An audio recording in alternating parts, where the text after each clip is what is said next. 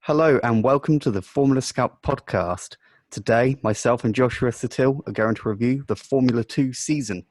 This year marked a momentous year within Formula 2 as the Grand Prix, the Grand Prix World celebrated a championship for Schumacher for the first time since 2004. We had 12 rounds, 24 races, lots and lots of drivers appearing, lots and lots of action, lots and lots of drama and controversy. And we're here to discuss all of it. So, Josh, I think first of all, you sort of relieved just to get the Formula 2 season done and dusted finally? A little bit sad, really. I mean, it's been such a good season. It's in terms of driver quality, it's been one of the highest yet, and the excitement as well has just been huge, hasn't it? Every single round there seems to be a different twist, or a different controversy, or a different, brilliant moment. Lots of unexpected stuff. I mean, you only have to look at our preseason predictions. Some idiot even put Marcus Armstrong to win the title. So, it has turned out in a very, very surprising way, but in a very, very brilliant way as well. I think what was almost great as well was that Formula 2 supported, 12 of the 17 Formula 1 rounds. So we probably got more Formula 2 by percentage to Formula 1 than ever before. So I'm certainly in favour of that. That was really, really good. And I think a lot more people seem to tune in this year, not just because of the Schumacher name, because I think people are finding out that actually it's a pretty good series. Yeah, certainly. Can definitely advocate for that.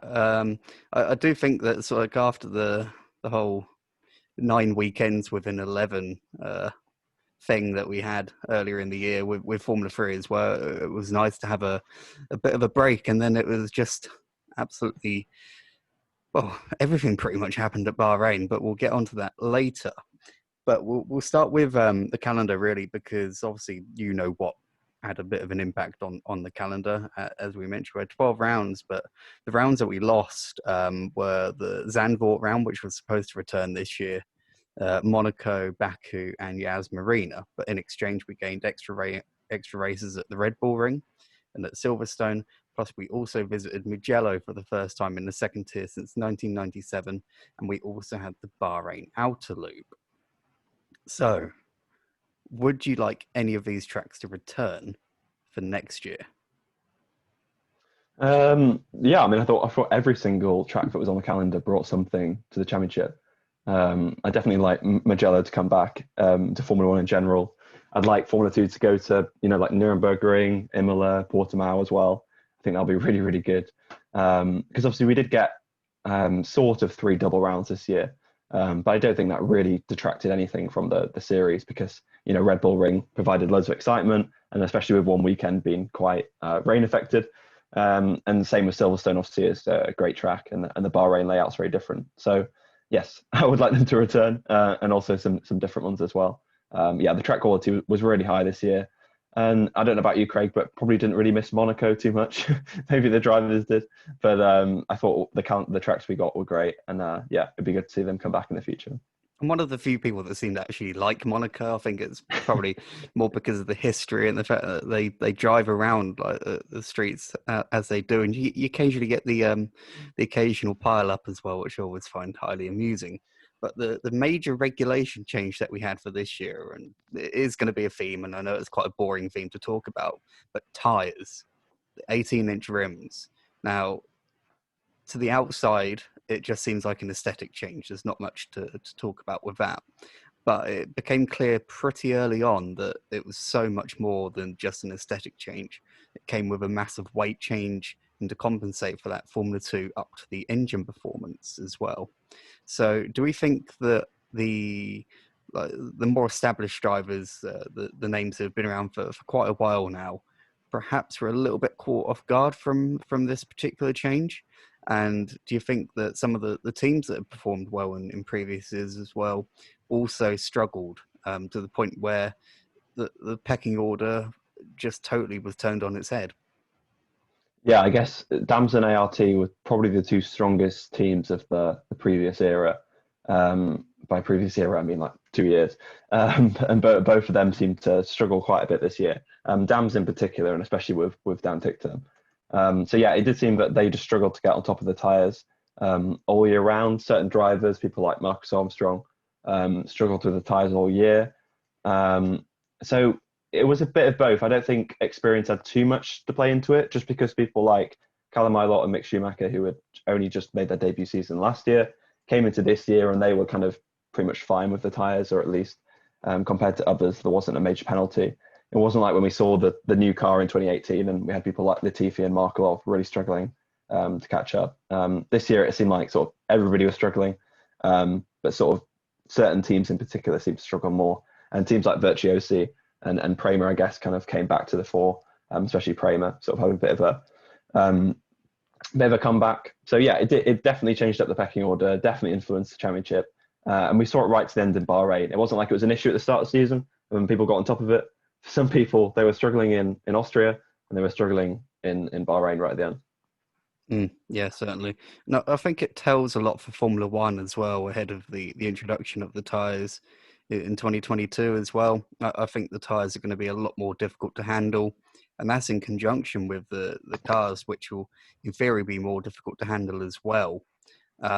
So I don't know whether you agree with that or not, and whether sort of like some of the drivers in Formula One will find sort of like a similar crossover as when they brought in groove tyres for 1998, and they became more difficult to save, more difficult to handle, and that really suited a certain style of driving compared to the previous generation slicks that they had.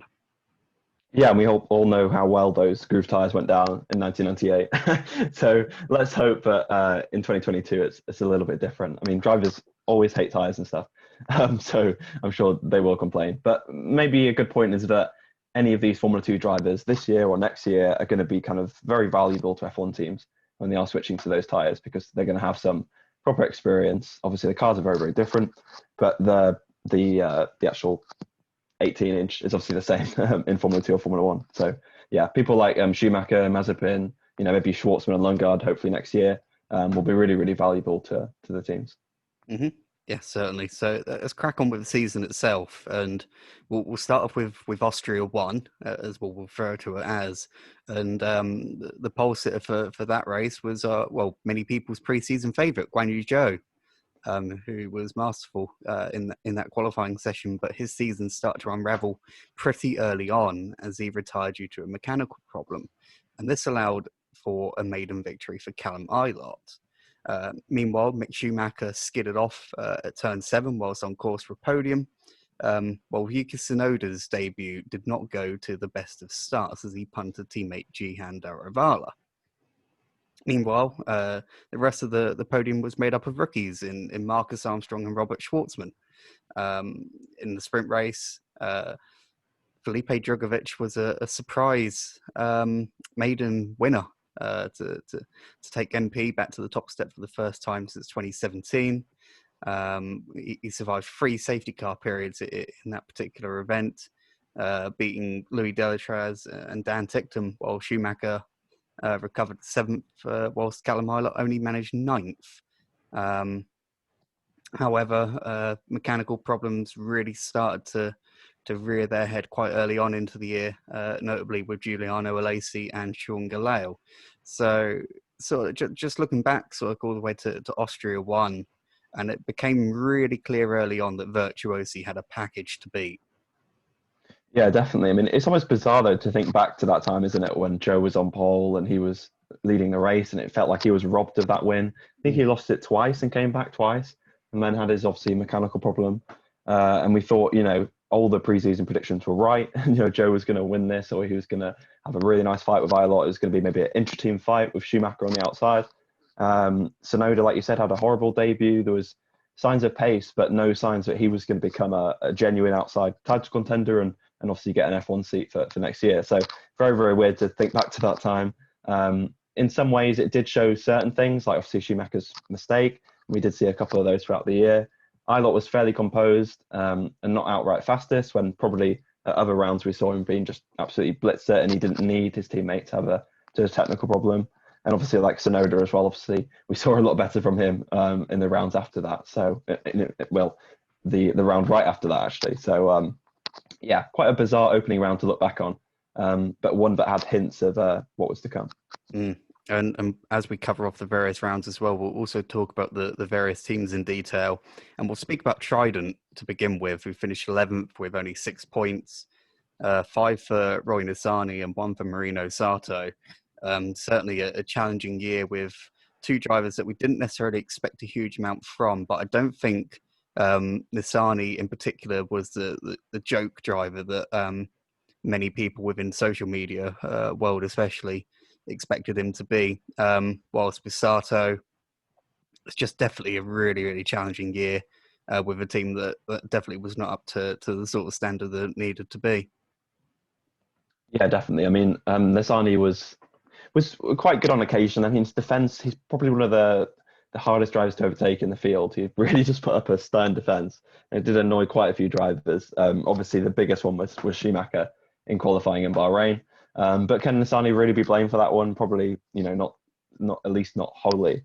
And yeah, there was actually the team with the lowest amount of points since 2012. Lazarus was I think scored 1 point in 2012, and they were the team with the fewer points. So, well, that's 8 years. It's the lowest points total. I mean, it's pretty woeful, especially for a team which has finished last in the last 4 years. So every year since Formula 2 changed its name. So yeah, any sort of positivity we can think of, hopefully they can have a bit of an upturn. I mean, they haven't stood on the podium as well in any of those 4 years. So hopefully it'll be a better year for them next year. Fair play to them for sticking around. I'd have probably quit. So, fair play for them for that. Like I say, there was signs of potential. Had Nissany not collided with Ticktum in Spa, who knows what could have happened. I think Nissany could have maybe finished on the podium, or at least in the top 5, or a fair big result, which could have made their season look quite different. Yeah, certainly. So we'll move on to Austria 2, where we didn't really move at all. We just sort of stayed there for a while, and it rained a lot.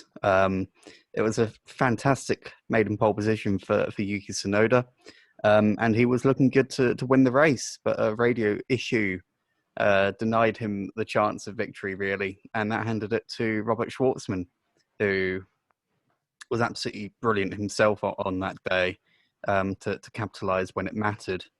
Although he did admit later that he was saved by the red flag in the middle of the race. Guan Yu Zhou used a wet setup to snatch the final podium spot right at the line, whilst the sprint race was dominated by Christian Lungard for his maiden victory at this level. And he bet Dan Ticktum and Marcus Armstrong, who comprised the front row. Meanwhile, a bizarre situation for Schumacher, who retired due to the fire extinguisher in his car going off after finishing an okay fourth the previous day, whilst Ilott took home a pair of fifth places. Schwartzman, who won brilliantly the day before, though, spun off at turn 1, and Sonoda retired with a mechanical problem. So did we learn much from Austria 2 compared to Austria 1, or do we think the weather was just too much of a an outlying factor in drawing too many conclusions from that? I think it showed the quality of the rookies for sure, because you've got Schwartzman and Sonoda starring on Saturday, and then Lungard being really good on Sunday. I mean, Lungard was really good on Saturday, I remember, as well. I think he just went off or something and came back on. So, yeah, I think it really showed the quality of those three. But like you say, because of the rain, didn't really give us a good picture for the season ahead. And at that point, Armstrong as well was right up there with the leading contenders. He'd had a mechanical problem on the Sunday of the first weekend as well, so he lost out big points there. And obviously, this was basically his sort of last good result for a very long time. So yeah, like you say, it was not really indicative of the season to come, but it did show some very high quality rookies. Let's move on to the team that finished 10th in the championship, and that's HWA Race Lab. Just 13 points for them, with 8 for Giuliano Alesi, 5 for Artem Markelov, and 0 for Alesi's replacements, Jake Hughes and Teo Pourchaire. A very, very difficult season for the team, especially after a tragic year last year. An absolutely dismal year for Markelov, who at the start of the year, if you recall, I said waste of time him even being there. And it turned out it probably was. Whilst Alesi, with arguably the weakest package of the lot, showed the least potential from the FDA 5, if you're going to call it that way. And how do we rate the cameos from Hughes and Porsche from moving up from Formula 3? Yeah, I mean, first of all, I completely agree on the Markelov point. Obviously, it was pretty much a pointless season there and there for him. Obviously, his best result was probably, or his best performance was probably in the last round, wasn't it? Before he got see that wing damage, so that was a bit of a shame. And yeah, I mean, the team was just had a really, really difficult year, like you say, an awful year last year. But obviously, Hubert was able to do brilliant things last year, and before then, it was Gunther, right, and Fukuzumi, in when it was back in Arden. And obviously they were able to do, pretty good things on occasion. And we just couldn't really see that this year, unfortunately, from Markov and Alesi. And if you look at when Alesi went to MP, his pace did improve quite a bit. And I don't think that's just because of he just suddenly got good. It's clearly a team thing, unfortunately. And it's a shame if this is the end to Markov's career, if it's going to end like this in terms of his Formula 2 career. But it is probably time to move on now and, go and find something else to do. So, yeah, we unfortunately, we didn't really get any vintage Markov this season. No sort of real standout moments, like I say, apart from that last one. The replacements, both of them did really well. Jake Hughes obviously has waited for his chance to move up for quite a while. And over the Sochi weekend, I thought he did a really, really good job. Same with Porsche. I mean, fairly under the radar, but I think this experience that he's getting is going to be absolutely vital next year. When he steps up to ART. So, yeah, really, really good stuff. And both of them impressed, but it's just very hard to impress in HWA in terms of a big result, as shown by 4 decent drivers. Even Alesi, as much as everyone rips into him, he's obviously the worst of the Ferrari 5, but he's still a decent driver. He still won races in GP3, and he is still better than what he was able to show this year. Yeah, certainly. I echo that entirely, I think. Now, moving on, around the Hungaroring weekend, it became clear that Renault was about to sign its new driver for 2021, and it was none of the junior drivers, as many people had hoped, but instead it signed Fernando Alonso. So Christian Lungard, who was doing better than expected after missing testing due to quarantining, so he came in with very, very little experience. And Guan Yu Zhou, who at this point was still doing okay, but not perhaps with the results that he deserved. They were both denied a realistic shot at a 21 seat, but both seemed pretty clear in their points that Renault have got plans for them in the future, whatever those plans might be. Meanwhile, on the track, Callum Milot took the first of 5 pole positions this season in brilliant fashion in the wet at Hungary. But it was Robert Schwartzman who came through to win, utilising the alternative strategy. Definitely fortunate because he was on the alternative strategy, but the way he executed it was absolutely sublime. Nikita Mazepin was also on the alternate strategy. He took High Tech GP's first podium at this level, whilst Mick Schumacher was the highest placed conventional runner in 3rd. A very, very unusual sprint race, which featured pit stops, which was a little bit chaotic, and the report must not have been fun to write. But it was Luka Giotto who came out on top, a driver who wasn't expecting to even be racing this year in Formula 2. So he utilised utilised the alternative strategy for a race where pit stops became the norm, if that makes sense. He didn't pit and won, basically. So brilliant driving by him. He beat Callum Milot and Mick Schumacher, who achieved a rare feat in 2020, but not for him, by taking 2 podiums in a single weekend. So, Hungary, how do we sort of, look back on Hungary? And was it just another one of those absolutely chaotic events that we can't really read too much from? Or do we think we started to get a bit of a picture of how Schumacher was quiet and calm and methodical with his approach, but Ilott certainly absolutely has the speed to absolutely dominate this championship? Yeah, you summed it up very, very well there. It was just another bonkers weekend, wasn't it? We'd had like 3 in a row. And it's just like, when is this Formula 2 season going to settle down and give us some kind of meaning? But yeah, I mean, for me, looking back, it's quite clear to see this was Schumacher's first proper good weekend in terms of putting it all together. Thought he drove really, really well, and really only that strategy denied him a first feature race win on the Saturday. Schwartzman drove brilliantly. The margin he had at the end was incredible, such that obviously he was on the right strategy. But like you said, the way he did it was really, really impressive. So at this point, they were very much level pegging. Schwartzman arguably the more impressive, having taken obviously 2 wins at this point in the season. And a lot of people were talking about him over Schumacher for promotion to F1. And again, retrospectively on the Renault point, I mean, I think it's quite clear that Lungard nor Joe are ready for F1 for next year.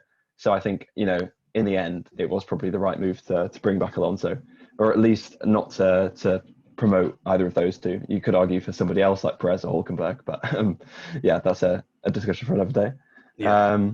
So yeah, it was one of Schumacher's strongest weekends of the year, I think, and this did set him up nicely. And like you said, it showed Ilot's pace as well.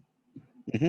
Let's move on to Campos, who's a team that really performed well last year, but certainly did not do so this year. They only took 48 points en route to 9th in the championship. All 48 were scored by Jack Aiken, who took a pair of podium finishes, whilst Guilherme Samaya scored 0, as did Aiken's last round replacement, Ralph Boschung. So there were some personnel changes during the off-season within Campos, and would you agree that they were not for better?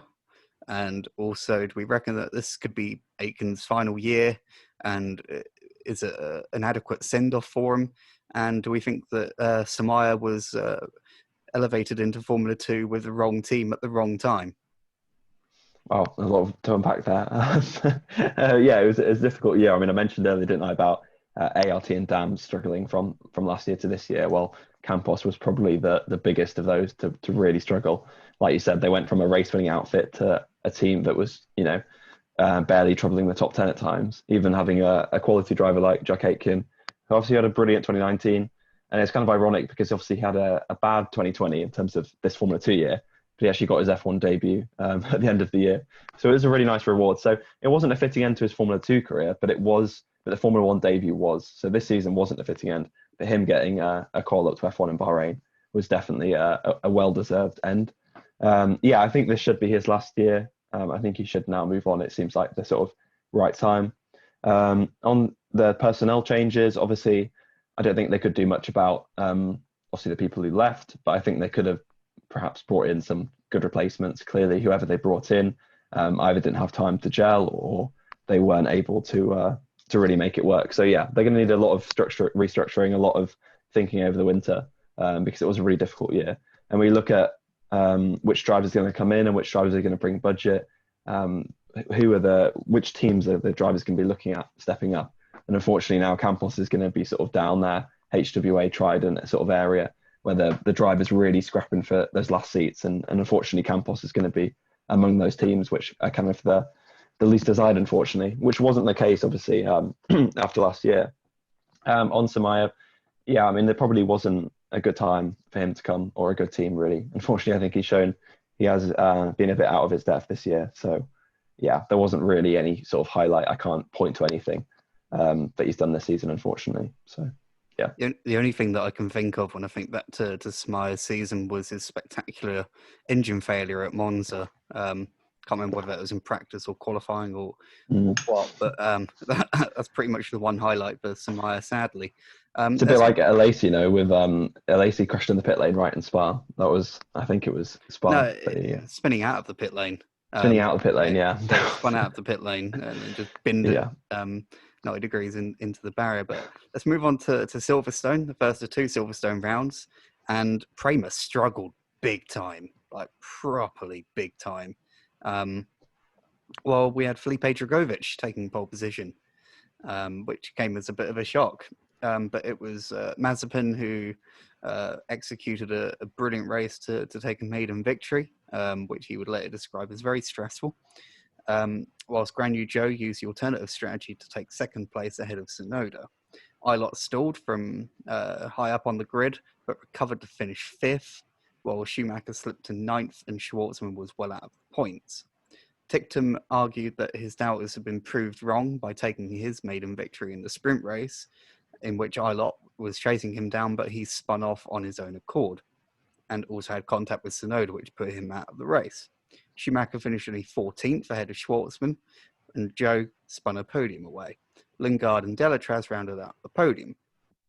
So I think this particular round showed the other side of Ilott, in that he was there all the time in terms of speed, and he was there were times where he had 3-4 tenths over the rest of the field, which is pretty much unheard of in junior single-seater racing. But he made critical mistakes at the very wrong time, and at the end of the day, people argue that, oh no, it's stalling, it's got to be the car, but Ilott admitted himself that these mistakes were stalling the car, that they were his and his alone. Obviously, Formula One cars have got fail-safes for these things, but Formula 2 cars do not. But do you think that this was the point of the season where Ilott started to show that he had to do a lot more than just produce the speed when it matters? He has to put the weekend when it absolutely matters as well. I think that seems to be the story of his whole career, let alone his year in Formula 2, unfortunately. He's always had the speed. He's really quick through Formula 3, but it was always putting it together, consistency. It was always good to get outright poles and wins. No problem with those. It was more the consistency and putting together a championship. And unfortunately, it did not fall apart, but it did sort of come down, especially on this Silverstone weekend, because he was so quick. I think we all remember saying on the podcast, how quick he was after this weekend, but he just didn't have the results to show it. A 5th place in the end, 10 points from a weekend where he was, probably the quickest driver. It was costly looking back, especially with only a small gap at the end of the season. So, the one he looks back at, not too fondly, unfortunately. And I think the other point is that on the weekends where Prema did not perform well or Schumacher made mistakes, Ilott did not punish him enough at the end of the day. I think back to Bahrain as well, especially where Schumacher was not at his most devastating of form. And this weekend in particular, Ilott just did not get the points when it absolutely mattered at the end of the day. Yeah, definitely. That's a good point. And like I say, he will unfortunately regret that. But hopefully, lesson learned. I mean, I think he's definitely changed. He has developed throughout his career. He hasn't just stayed the same, where he's really quick and makes lots of mistakes. So this year was definitely better. But unfortunately, like you say, just those couple of costly errors at a very costly time. Mm-hmm. Speaking of Ticktum, who took his maiden victory, let's talk about Dams now, who were 8th, some way ahead of Campos, with 115.5 points, with 96.5 of those coming for Ticktum, with the 1 win. 16 of those were scored by Yuri Vips, who deputised for Sean Gale, and 3 of those came from Gale himself. So reliability was an absolute horror show for Dams this year, and they were very, very public in making that known. I think back to the ridiculous number of engine failures that Sean Gale had at various points this year. I think back to the fuel issue as well that denied Ticktum the race victory at Monza, and so forth.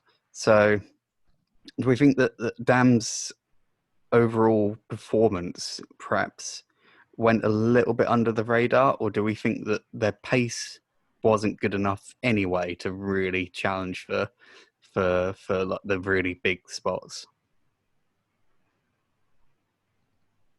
Yeah, I think a bit of both in terms of obviously, like you say, they probably didn't have the ultimate pace, but still reliability issues, cost them an awful lot. Of course, we'll come on to talk about it, but obviously later on in the season in Monza, obviously it cost them. And kind of throughout the season, there were just always little problems. Especially I think, like you say, Gale definitely got the worst of it. I mean, didn't he? He had his big injury and came back and almost had a failure straight away. So, it really was not an easy season for them, especially after coming through from the last few years. They really did take a bit of a nosedive, unfortunately.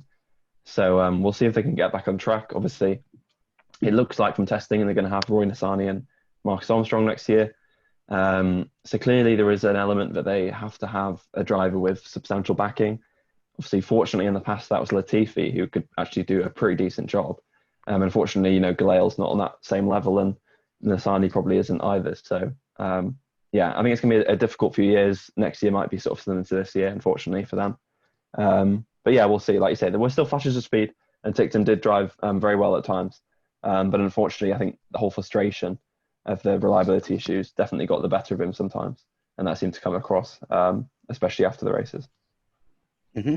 Let's speak about let's speak about Ticktum as well, a little bit in detail, because it is a driver who was, very widely criticised coming into the season and at various points throughout the season as well. But do we think that some of the criticism that was given to him, especially from prominent figures within the Formula One world, with name calling and so forth, was entirely unjust? And what about Vips as well? Because he was given the opportunity that many believed that he deserved anyway in having a seat within Formula 2.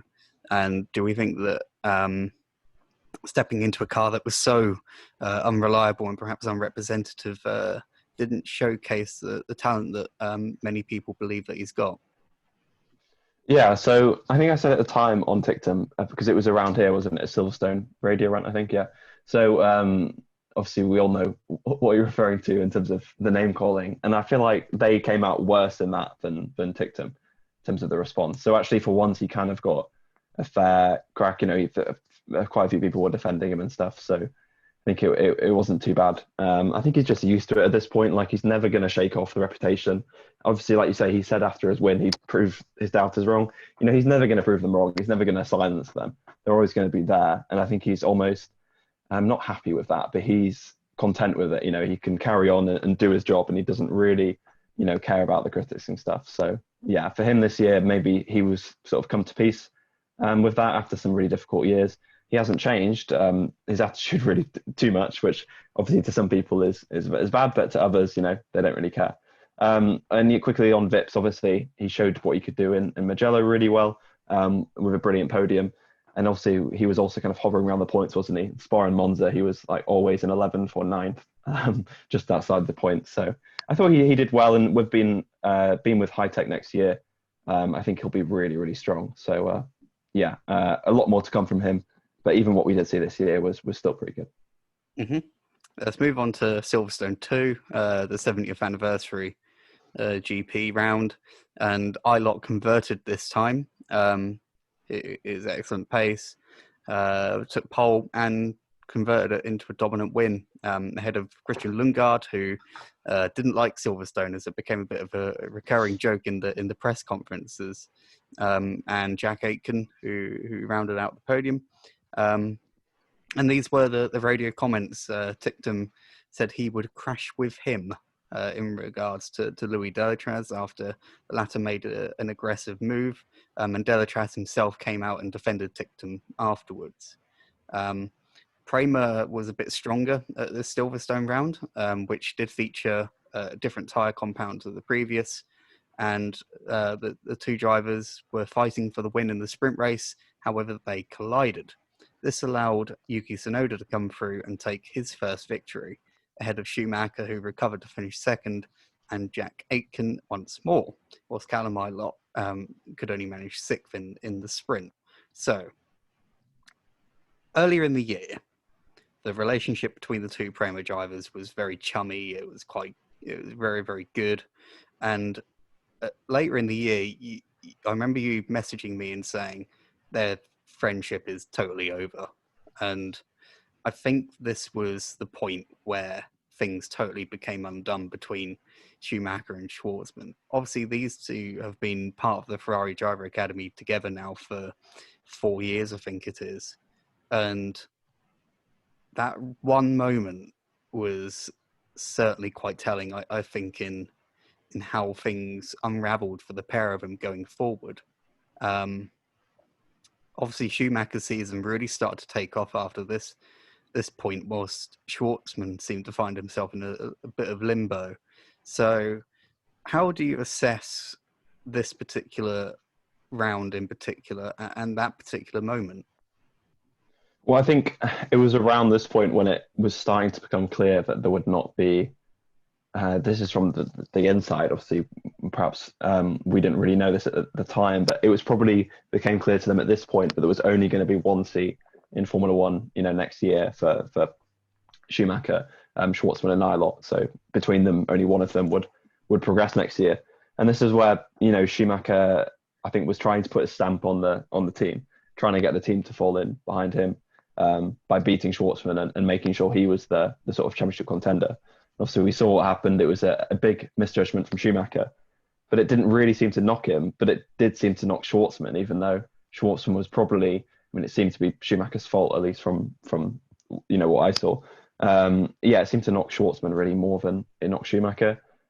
Schumacher was able to respond fine, and obviously went on to kind of build his championship charge. Even in the race, obviously, he still finished second, and he picked up 14 points with the fastest lap as well. Whereas obviously Schwartzman, like you say, was badly affected, knocked out, got no points, and his championship didn't really recover. He still had some really good results after that, but there was never really a championship charge there. Whereas obviously it was the opposite for Schumacher. So yeah, it was very, very interesting. It was very, very weird to look back on because they were very, very close at this point. But after that, they did seem to diverge. Schwartzman was very good at Barcelona, so probably after that, the second triple header, Schumacher seemed to take a step ahead. And like you said, Schwartzman got a bit lost. Mm-hmm. And it was at this point of the campaign as well that Ilott referred to himself as the favourite for the championship now, after his commanding win at Silverstone. But as he said later on, pretty much everyone is a threat at that point. So speaking of Ilott, he was injured when he took pole position at Barcelona after twinging his neck, if I remember rightly. But he still was able to convert into pole position. But it was Matsushita, of all people, who started 18th, who took victory in one of the most bizarre races I can recall in history of Formula 2, although I seem to be saying that about a lot of races this year. Sadly for Sean Gallel, he was injured in a horrible accident where he did break a vertebra, and that ruled him out for much of the rest of the season. It was Schwartzman and Joe who rounded out the podium. Ilott could only manage fifth, while Schumacher only took sixth. And Philippe Drogovich was very unhappy with the call that MP made, which denied him a chance of victory. However, the following day, he was able to capitalise and turned a front row start into victory. So it was 2 wins in 2 races for MP Motorsport. Schumacher took another podium with third place, and Luka Giotto was second. But Ilott slipped down to 8th, and Sonoda could only manage a pair of fourths. And at this point of the championship, it was so close. You had Ilott on 121, Schwartzman on 103, Lungard on 87, Sonoda on 82, Schumacher on 79, Joe on 76, Mazapan on 75, Drogovich on 67, Delatraz on 65, and Ticktum on 61. So at this point, you just couldn't count anybody out, surely. Yeah, it was all open, and I guess, again, looking back, this is what Ilott should have stamped his authority on the championship. He should have won the first Silverstone round, bagged a lot of points there, and then here in Barcelona, he should have won the feature race, scored more points in the sprint race, and that championship table you just read out would have sounded very, very different. It would have been Ilott up here, everyone else down there. Obviously, he'll probably still have nightmares about the safety car in Barcelona. It did kind of, ruin his chances of a fairly easy victory, and obviously, like you say, brought on chaos. It's difficult to pick the most craziest race of the season. This was probably the most crazy end to a race.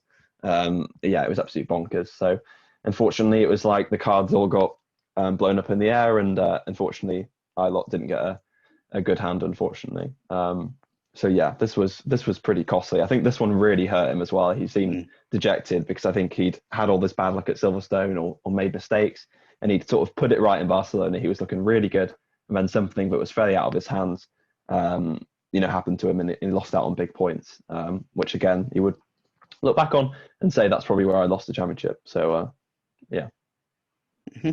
And with 2 victories, it's a very good time to segue into discussing MP Motorsport, who finished 6th by coincidence. So they took 167 points this year, with 42 for Matsushita with that 1 win, 121 for Felipe Drogovich with 3 wins, and Giuliano Alesi, who came in at the end of the year, took 4 points as well. So I think it was an absolutely amazing rookie season for Felipe Drogovich, who struggled in his maiden FIA F3 season last year. But it's a bit sad that Matsushita's Formula 2 career ended the way that it did. And it did seem like the relationship between the 2 drivers really, really deteriorated after that accident at Spa. Yeah, definitely. I mean, like you said, probably even after what happened in Spain and Barcelona, obviously, I think it sort of started there. And like you said, the Spa was like the tipping point, the final straw. I mean, MP are probably my team of the year, or at least one, just because of the step forward that they were able to make. I thought they were really impressive. You mentioned obviously a few technical changes at Campos, and obviously MP were slightly the benefit of a few technical reshuffling among the teams, and clearly it was paying off this year. And I think they'll be a very attractive prospect for any drivers for next year. Yeah, because I don't think they'd only won, I think, a sprint race right in 2017 with Seti Camera, and obviously, like you said, they got a double win, which is very, very impressive. So yeah, MP I thought did a great job this year. Drogovich as well was very, very solid, and he'll be a big championship contender next year. Whereas obviously Matsushita, it was probably the right time to end. Spa was obviously not a good way to end it, but if you take Barcelona as the actual end, then it is a pretty good way for him to sign out his fourth or fifth year in at this level.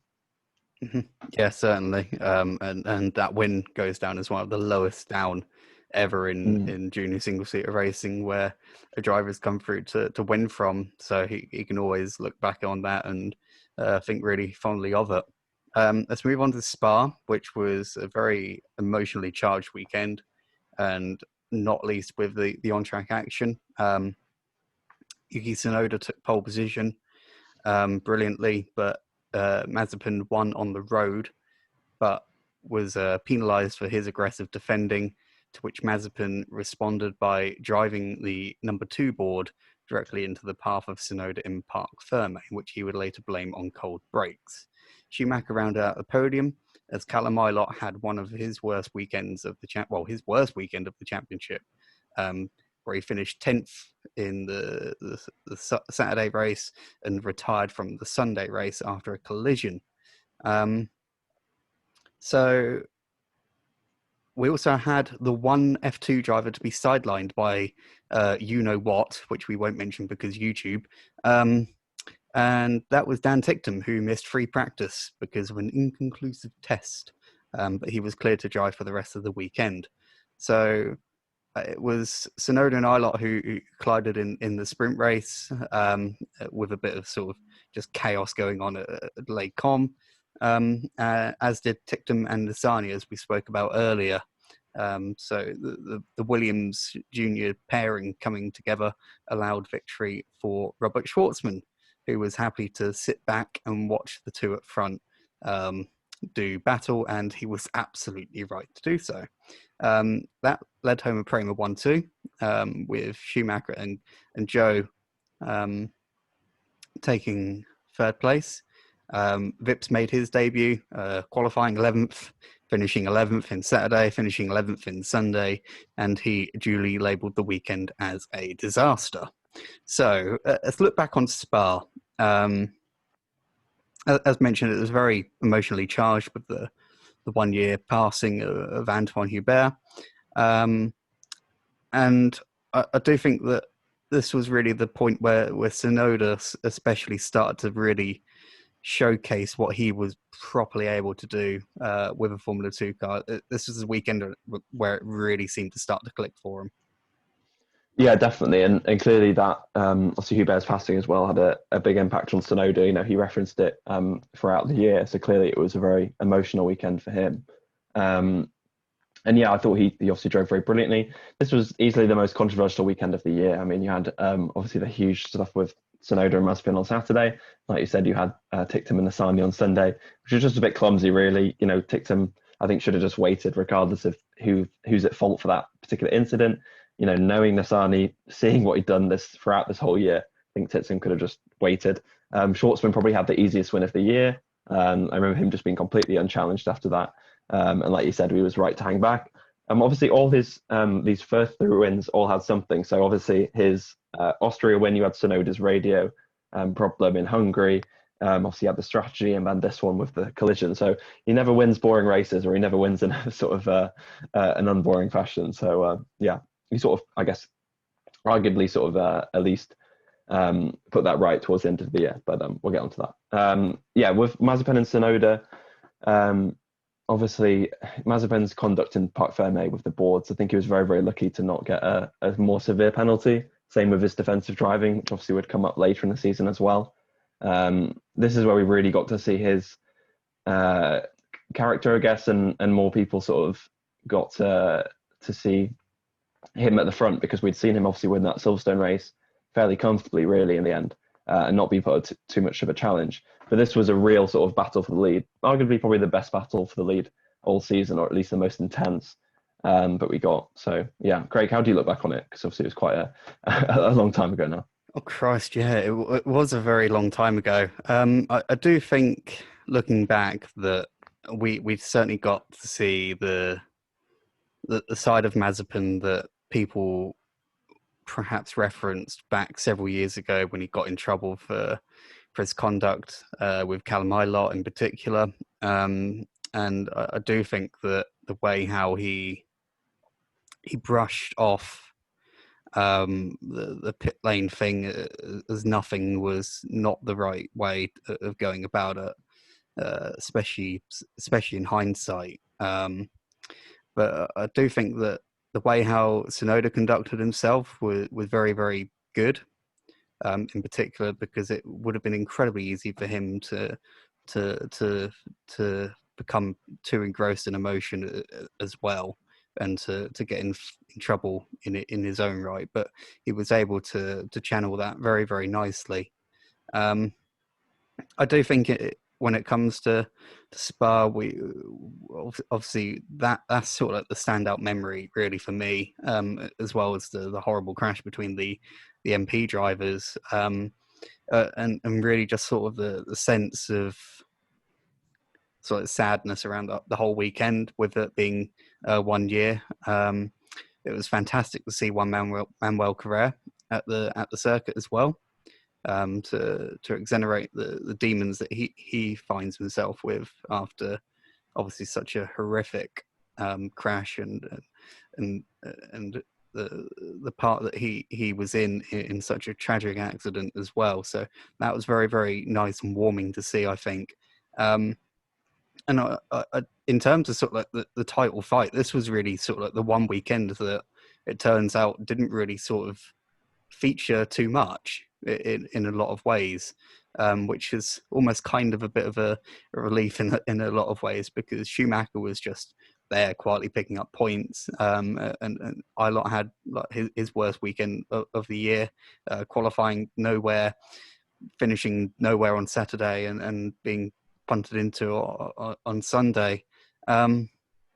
So I do think, sort of looking back at Spa in particular, that it's a weekend that it was just a little bit sad in a lot of ways for me, which is a real shame. But we'll move on, and we'll look at ART, because they finished fifth in the championship this year, with 201 points, and 149 of those came for Christian Lungard, who took 2 wins, and 52 of those came for Marcus Armstrong, who took a second place earlier in the year.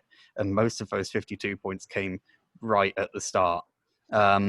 So it's second ART seat that just still seems to be utterly cursed, doesn't it? I don't think a driver in the second ART seat has performed well for many years now. And all of bad luck just seemed to come Armstrong's way.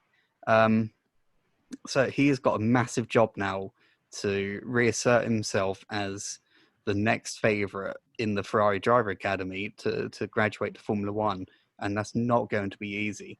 But also on Christian Lungard. What a rookie campaign he had to come back from missing preseason testing to, winning almost straight away to featuring really highly very, very often, and just generally having a very, very strong rookie campaign. Yeah, definitely. Lungard was brilliant over one lap and in the races as well, drove really, really well. So, like I say, we saw his pace straight away in the first two Red Bull Ring weekends. Really, really quick there. And probably his most impressive weekend, as we'll come on to, was probably at Mijello, obviously, where he wasn't fully rewarded. Could have very easily been a double win there. And he was very up and down, probably the most up and down driver. And that could have been because of ART as well. But literally one weekend he'd nearly win both races. The next he'd struggle to get anywhere near the top 10. So I'm hoping next season we'll see a more consistent driver and team, because I think if we do, he's definitely among the title favourites and looking very, very good for graduation to F1, perhaps as early as 2022. Mm-hmm. And Armstrong is moving to Dams, and he's had all these tyre issues with ART, and he's moving to Dams, who also have lots of tyre issues and issues in general this year. I'm not that hopeful, unfortunately. I don't think it doesn't sound like a good combination, but we'll see. At least he's got team leader status there if he's alongside Nissany, so perhaps he can bring Dams back to the front and, like you say, reassert himself against Schwartzman. He's basically going to have to win the championship or come in the top three if he wants any chance of graduating to F1. I think it will say a lot if he's able to turn Dams around. The team leadership qualities that like an outfit like Ferrari will be looking at in fine detail.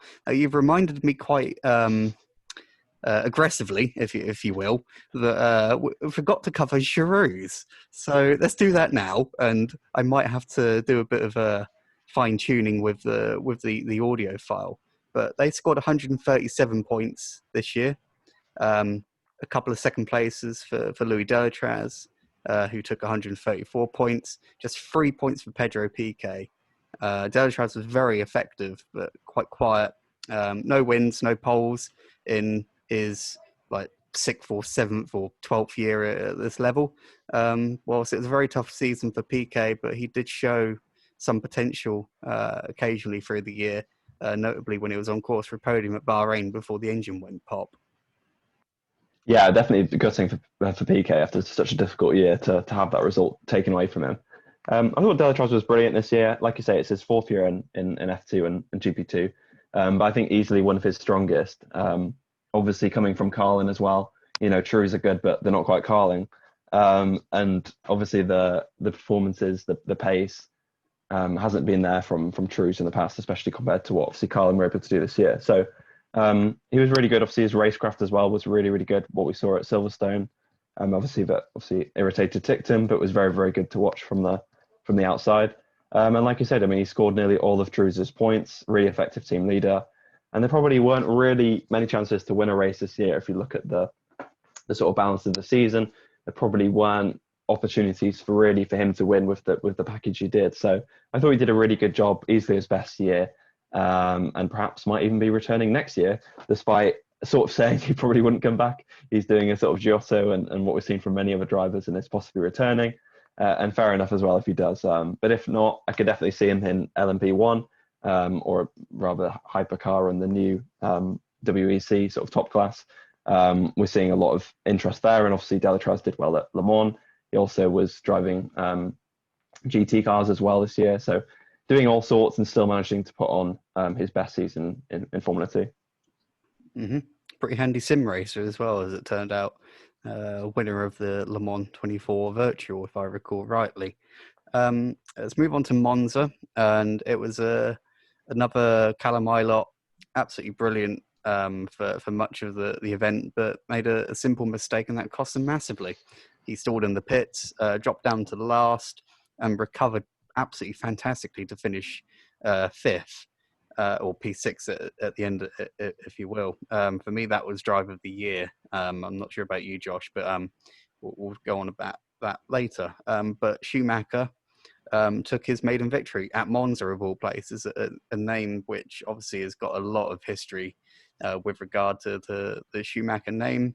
And he used an absolutely fantastic start. He went from P7 to P2 on the opening lap. crashed in qualifying, but made up for it in the race, and he was able to beat Giotto and Lungard. Meanwhile, Schwartzman went from P16 on the grid to ninth, whilst Mazapan retired from the race with reliability issues. Ilott made up for it in the sprint race. However, he capitalised after the woes that hit Ticktum for the fuel irregularity, as it was officially, but it turns out that some parts were not working as expected. Dams had overfueled the car, yet he still ran out of fuel, which is very, very concerning indeed. But it was at this point of the year that Ilott declared everybody a title threat, which I thought was quite interesting because I weren't too sure about Guilherme Samaya's status as a title contender at this point. But it was Lungard and Schumacher rounding out the podium to round off a very, very strong weekend for the latter. And there were more reliability issues in the sprint race as well, as both Sonoda and Joe retired due to reliability problems. So Monza, how important was that maiden victory for Schumacher? He had been saying for a while, it'll come, it's fine, I'm not too worried about it. But do you think that this was really, really important for Schumacher to get it, and to do so at Monza as well, of all places? And how do you think that this is another one of those weekends where Ilott will look back and go, yeah, had I not made that mistake, like, that title would have been mine? Yeah, because again, it's the timing of the mistakes. You know, Schumacher also made a huge error this weekend, but where did he do it? He did it in qualifying. And how did he respond? Like you said, with that brilliant start, and he was able to recover. So everything he lost from bidding it in the gravel, he just made up straight away. See, Ilott, you know, it's it's impossible to do that. Obviously, he did a really good job to recover, but he was never going to be able to come back to the front of the field. And like you said, Schumacher took a very important win, and one that did sort of start tipping the balance of the championship, you know, fully in his favour. Obviously, Ilott did good to win, obviously, on Sunday. Obviously, slightly fortuitous with Ticktum's unfair disqualification, let's say.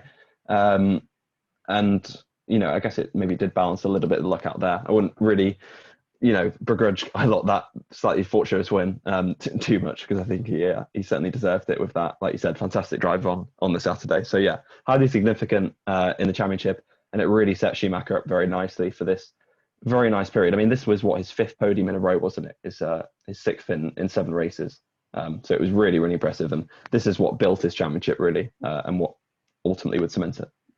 Yeah, certainly. And we also had probably the funniest moment of the season for me anyway, and that was Ticktum arriving in Parc Fermé in the medical car, and the medical car conveniently parked up at the number 1 spot. So well done to Alan van der Merwe on winning the Formula 2 sprint race at Monza. And thankfully, that's not even his biggest acclaim this year in the Grand Prix world. But let's talk about High Tech, as they finished 4th in their rookie campaign, nonetheless. 270 points, 164 for Mazapan with 2 wins, 106 for Giotto with 1 win. And it was a very, very effective campaign from the rookie team. Giotto, perhaps not as consistent as he wanted or needed to be, but obviously he wasn't, you know, supposed to be driving altogether, really, and that was a bit of a surprise to see him back. And perhaps this is his final year in Formula 2 as well.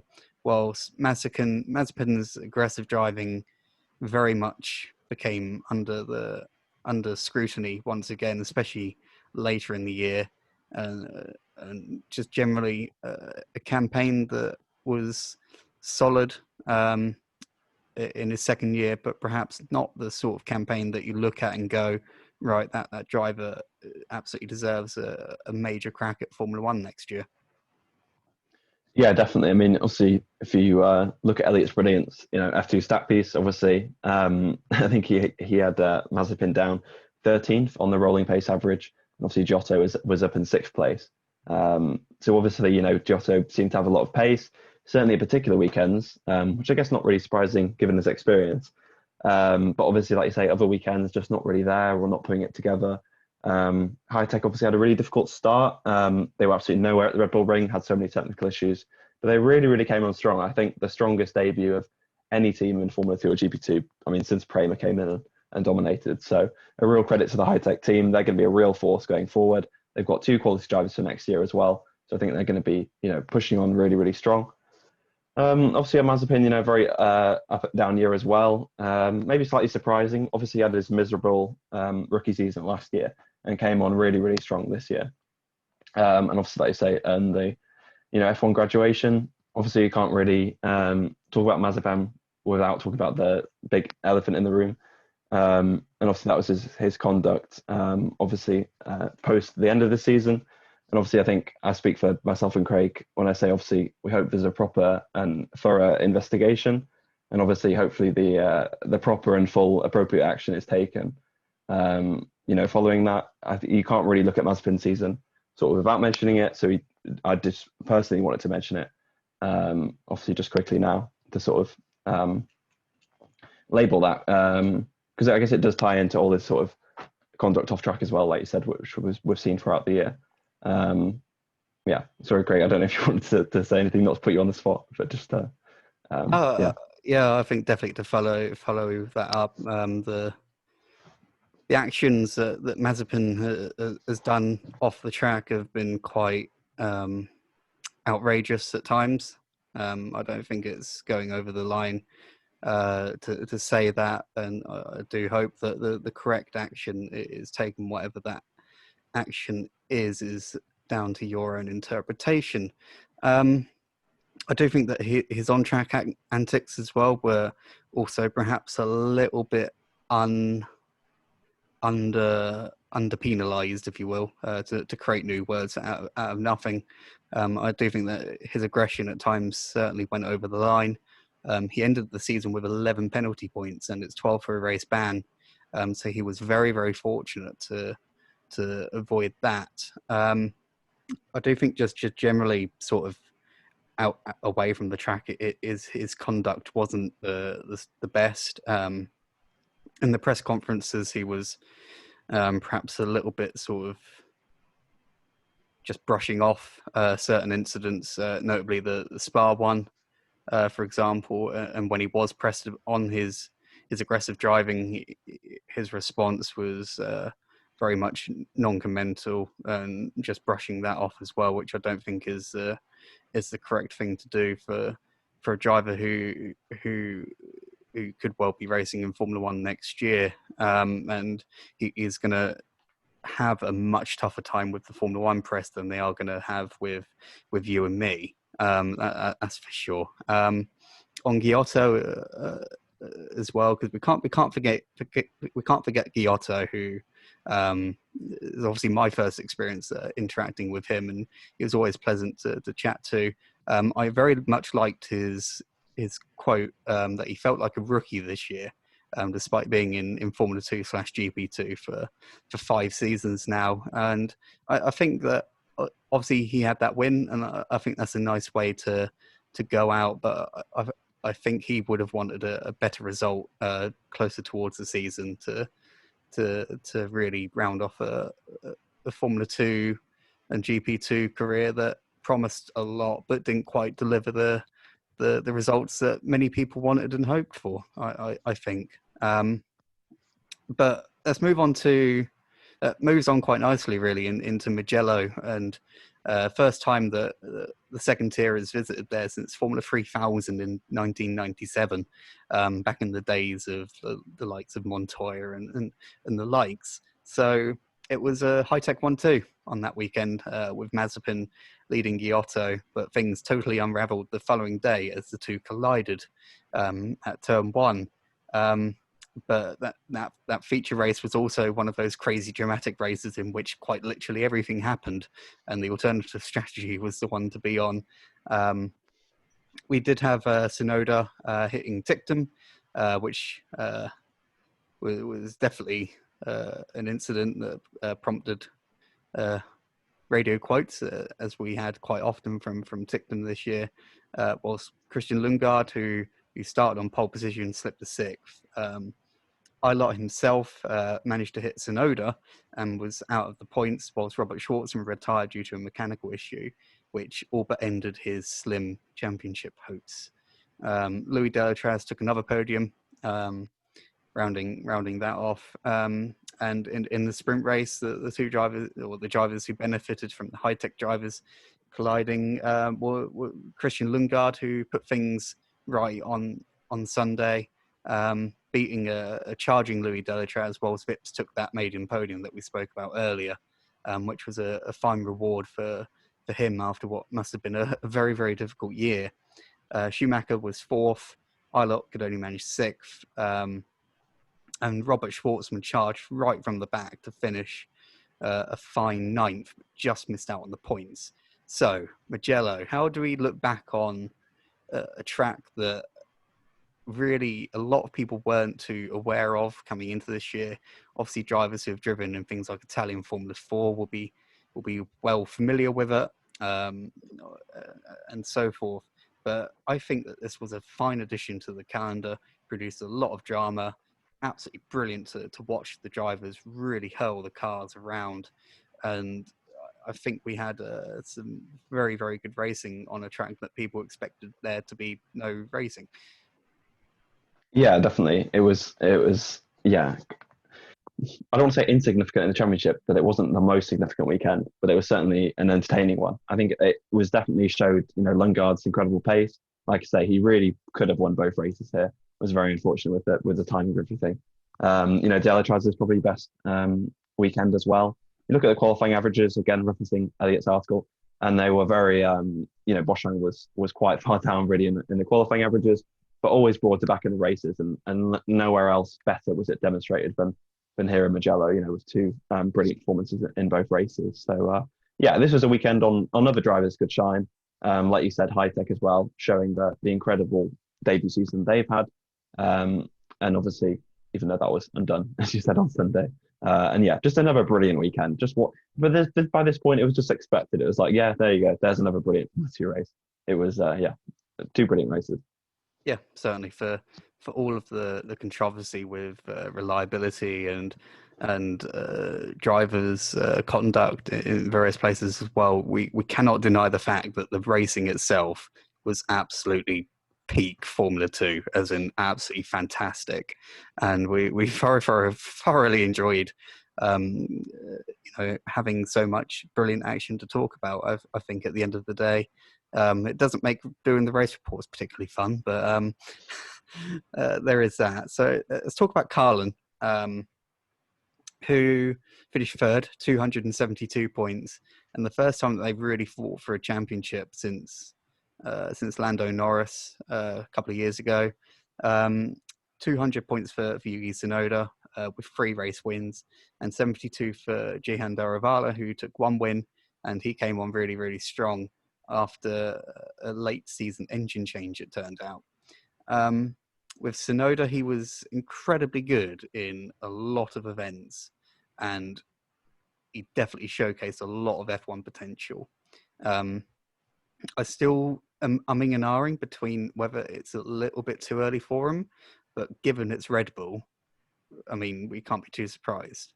But he will be with AlphaTauri next season.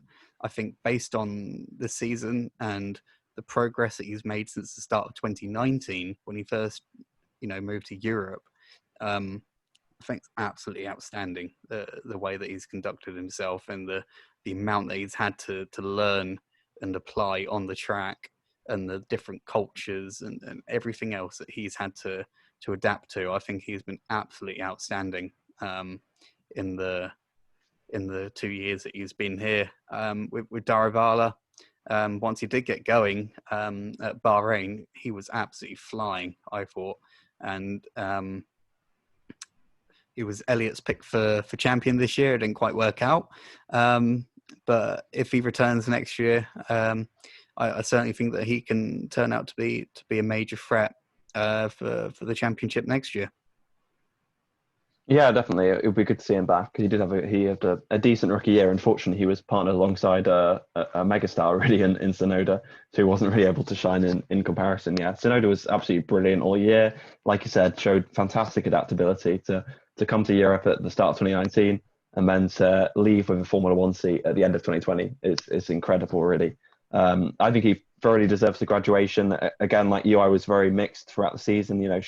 Is he ready? But now I'm fully convinced, really. And I think Pierre Gasly should be quite worried, to be honest. Even after a brilliant 2020, he's got a really fast teammate next year.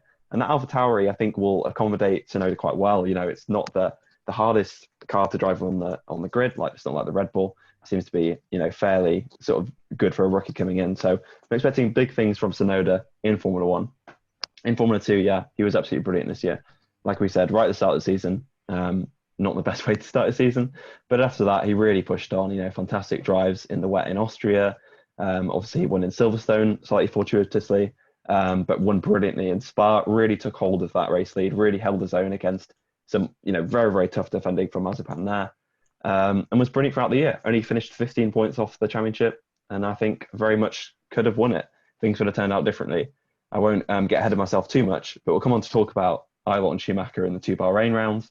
Really, had Sonoda had just a little bit more luck beforehand, I think he really could have come in and clinched this championship. Maybe slightly similar to Pourchaire in Formula 3. Really, really good stuff from Sonoda. Yeah, let's see what he can do next year. I'm very, very excited.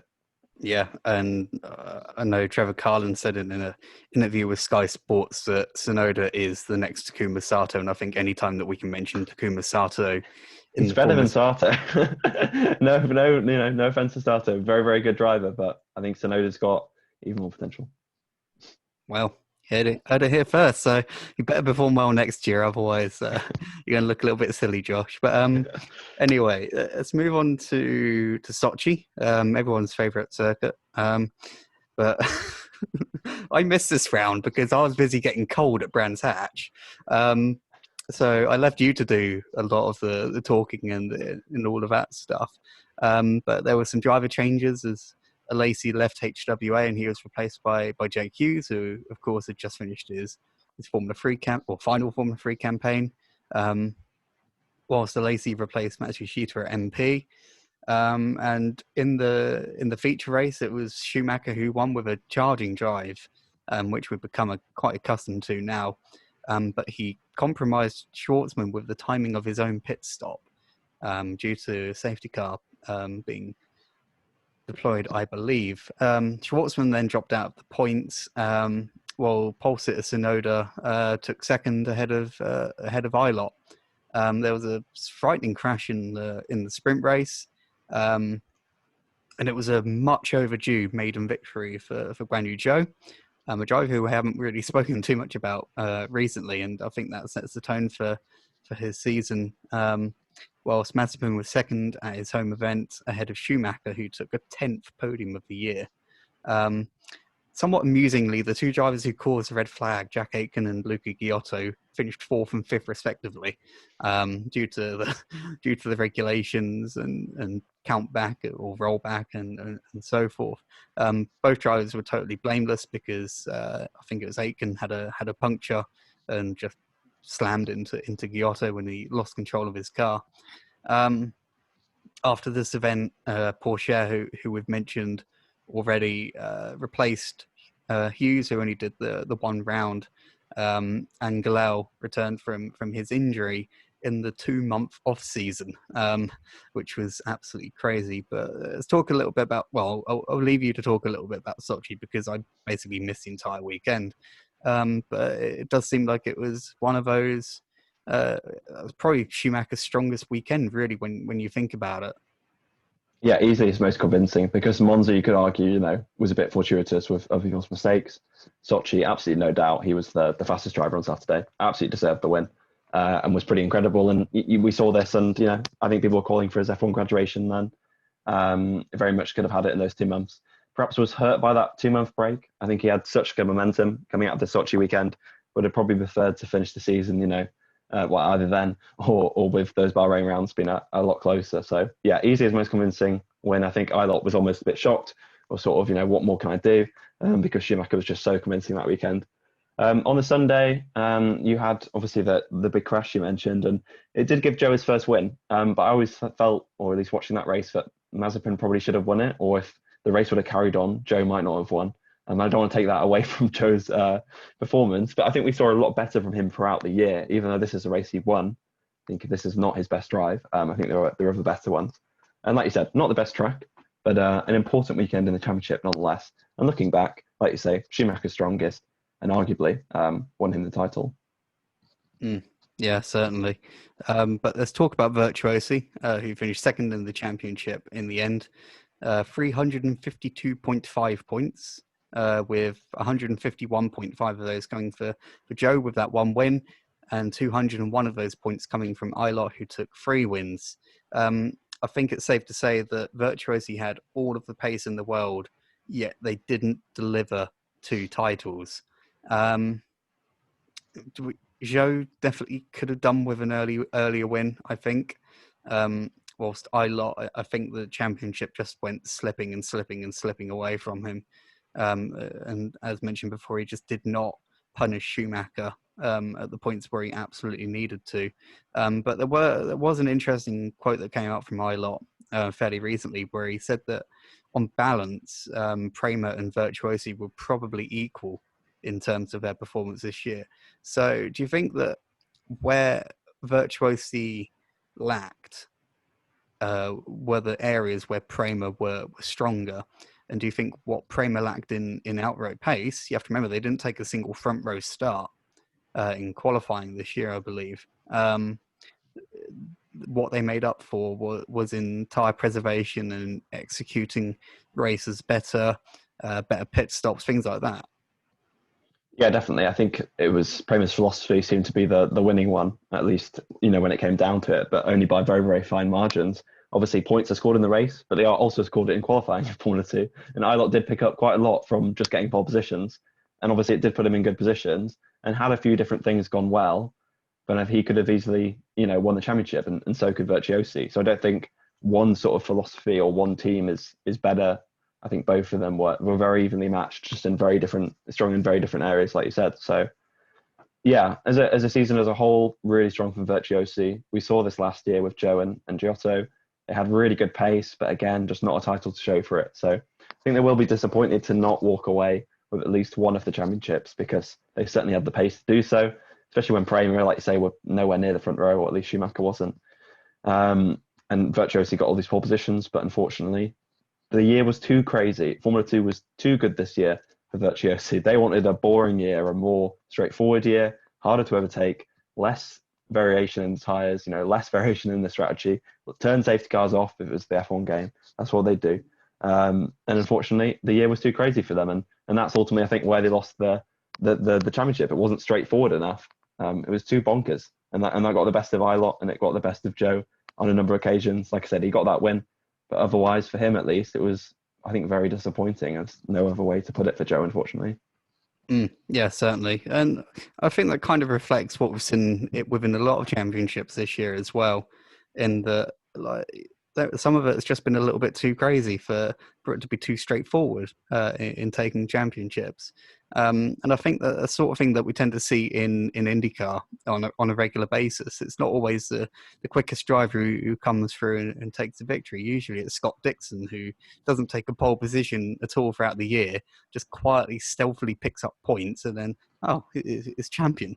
Things like that. So I do think that obviously motorsport is about being the fastest, but it's about being the fastest over a race distance, over a championship, things like that. So going through and taking as many poles and fastest laps as you can in the world, despite them giving 4 and 2 points for them respectively, that's not worth a huge amount at the end of the day. At the end of the day, it's the points in the races that matter the most. And I think we saw that. And I think the way that we'll talk about them more in detail later, but I think the way that Prema managed this was absolutely sensational.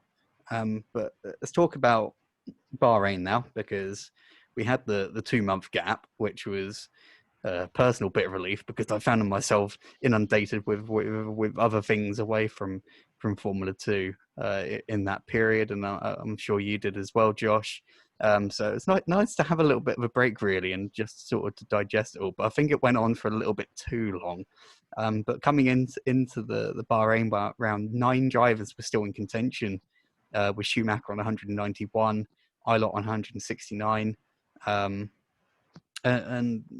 but realistically, only 6 drivers were really in the frame, with Sonoda on 147, Lungard on 145, Schwartzman and Mazapan both on 140. But as we became sort of accustomed to so many times this year, Ilott took pole. It was probably one of his most crushing poles of the season. It was the 6th pole in Formula 2 when you count the one at Monza last year as well. And a critical mistake from Sonoda on a weekend really where Carlin were the team to beat and had all of the pace in the world, as they showed in pre-season testing at the same venue. Sonoda spun, started last, but in the race, Philippe Drogovich was absolutely mighty and was subsequently praised by Ilott, who believes that Formula One teams should really be seriously looking at them going forward. And fittingly, Drogovich will be the one replacing Ilott at Virtual Racing next year. Ilott took second, whilst Daruvala resisted Schumacher to take the podium, or round out the podium, while Sonoda carved his way from last on the grid to finish a fine 6th. In the sprint race, Schwartzman converted reverse grid pole to take his 4th win of the season, which would turn out to be more than anybody else, ahead of Mazapan, whilst Delatraz took another podium with 3rd. At this point, Delatraz admitted that this season would probably be his last in Formula 2, yet we know that that might not necessarily be the case. While Sonoda had more issues, as he had a puncture early in the race after contact with Armstrong, who had a very strong weekend by his recent F2 standards. Ilott, meanwhile, clattered into Daruvala whilst battling with Schumacher, and Schumacher came home only in 7th. So looking back on Bahrain 1, certainly some missed opportunities for Carlin, but also perhaps some missed opportunities for Ilott as well, on a weekend where Schumacher was not at the performance he needed to be at. Yeah, definitely. I mean, looking back, obviously at the time it looked like it was Ilott who'd missed his opportunity. Looking back, I mean, it's probably Sonoda, to be honest. Had he, got pole position, like he probably would have done, won the race, he would have won the championship. Simple as. So, it's quite odd to look back at that. Obviously, it was a big mistake from Ilott on the Sunday, and really, had he not done that, perhaps we would have got a better result. But I don't think it would have actually changed the outcome of the championship. I think earlier on his mistakes were more costly. This one was bad, especially in the nature. Like there was no doubt that it was his error. But I mean, it was probably worse than it really looked. Schumacher had a mistake, and up ahead, Ilott was kind of responding to that and made a much bigger error. So I don't think this is one he's going to be reliving as much as some of the ones earlier in the season. Overall, it was more of a big missed opportunity for Sonoda. But I guess in the end, it doesn't really matter. He's got his F1 drive, and Ilott hasn't, unfortunately. So Sonoda probably won't mind too much. And just quickly, obviously, Drogovich as well, absolutely fantastic on the feature race.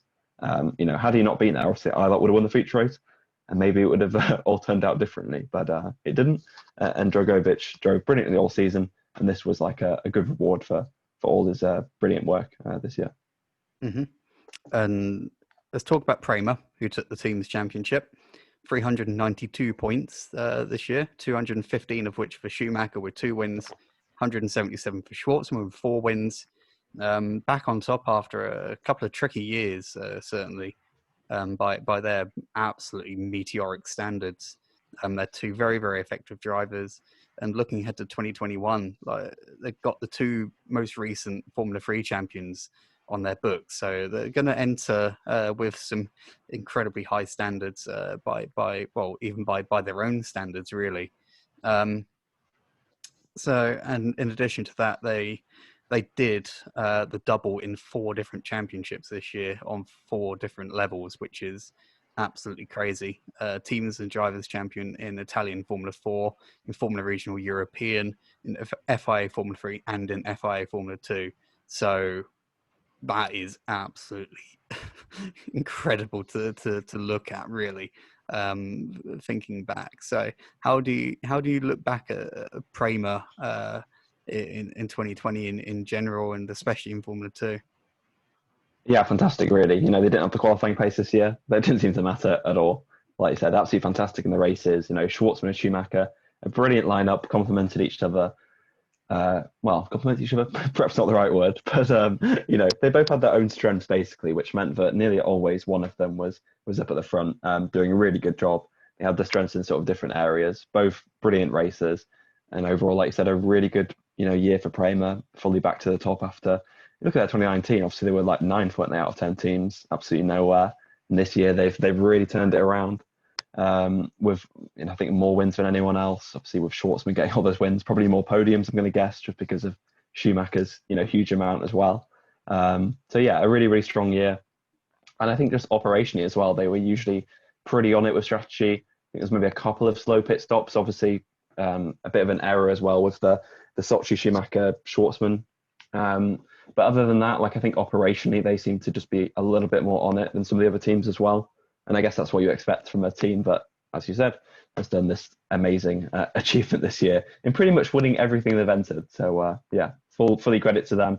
It's almost what you expect from them now, but even by their own standards, they've absolutely just smashed it this year. Yeah, even a global situation such as the one we continue to find ourselves in hasn't put you know, Prema at a stop. If anything, that they've proven themselves to be the team to be with in the situation where something does like this arise. But let's go into the final round now. 14 points separated the two major championship contenders, Schumacher and Ilott, while Sonoda, Schwartzman and Mazapan all needed perfect weekends just to even really be in with a shout of taking the title. So we're pretty much written them off at this point, and it was just a straight fight between the two of them. The venue, Bahrain's outer circuit, which was not used very much anyway, and it turns out there were some quite nasty bumps around it, especially at the fast right-hander turn 6, which caught a lot of drivers out. But it was described as NASCAR-like, and the racing did tend to sort of imply that as well, with long queues and what we call DRS trains now. And the racing, I thought, was absolutely brilliant. Ralph Boschung was back, replacing Aiken, who in turn replaced George Russell at Williams, who in turn replaced Lewis Hamilton at Mercedes after you know what. And we also had Schumacher and Mazapan being announced as Formula One drivers coming into the finale as well. So the pressure on Schumacher was taken off a little bit in that regard. Absolute demolition of the opposition by Carlin. Absolutely insane. Schumacher crashed with Nissany in qualifying, which is sort of something that you don't really you didn't expect to hear 15 years ago, definitely. But I digress slightly. Schumacher only qualified 18th, but recovered to 7th in what he referred to as his standout moment of the year. And it was Sonoda who absolutely crushed the opposition from Joe and Drogovich. Ilott only finished just ahead of Schumacher, but because Schumacher had taken the fastest lap points, both scored equally. So it's still 14 points coming into the end, with 17 on the table. So Ilott had everything to do in the sprint race, but it just was not enough. He was able to battle with Schumacher, but Schumacher was very decisive but fair with his tactics in combat. And at the end of the day, Ilott was not able to punish Schumacher when Schumacher was put in probably his worst race of the year, finishing down in 18th after totally destroying his tyres and making a pit stop. But it was Daruvala who came out on top of a fantastic battle for the win with Ticktum, and Sonoda punished Ticktum right at the end of the as well to take the best overall weekend performance of the year with second. So let's look back on the title decider, and that was crazy, wasn't it? Yeah, similar to Formula 3 in the respect that both championship contenders screwed it up a little bit across the two deciding weekends.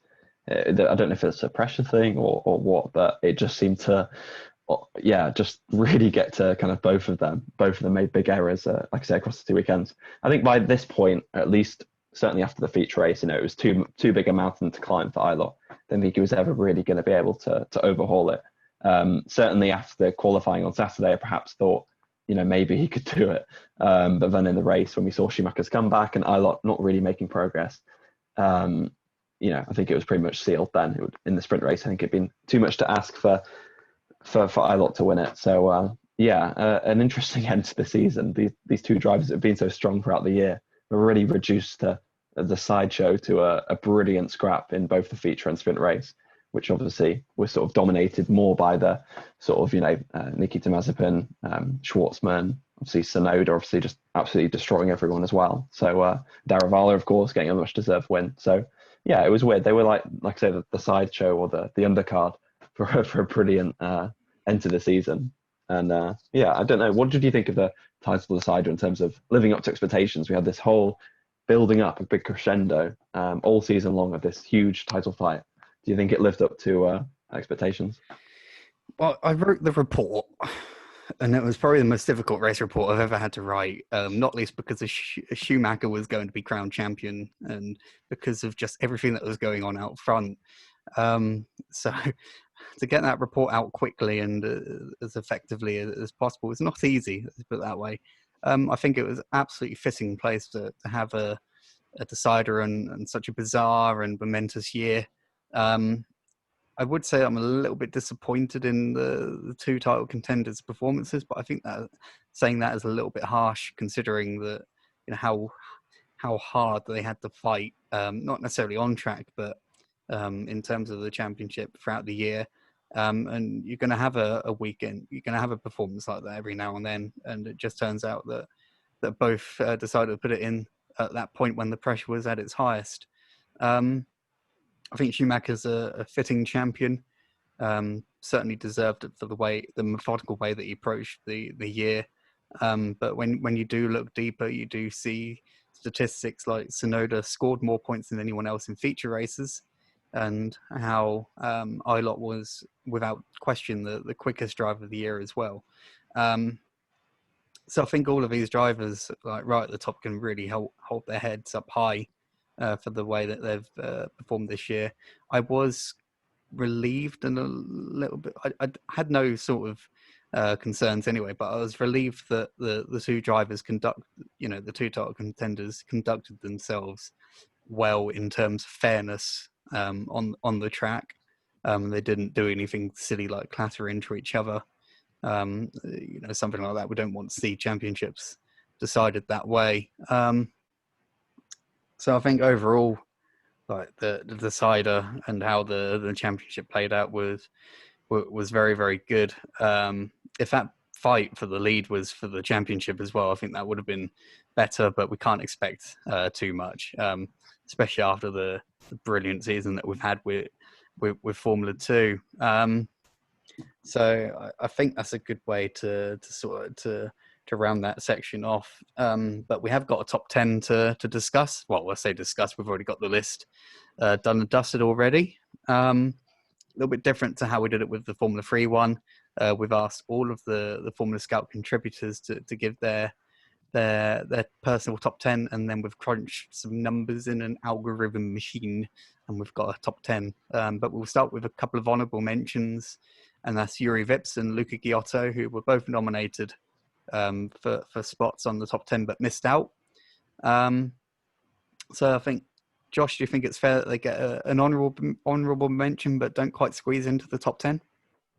Yeah, definitely. Vips was, really good, solid on his debut. He's going to be really, really strong next year. We'll see a lot more from him.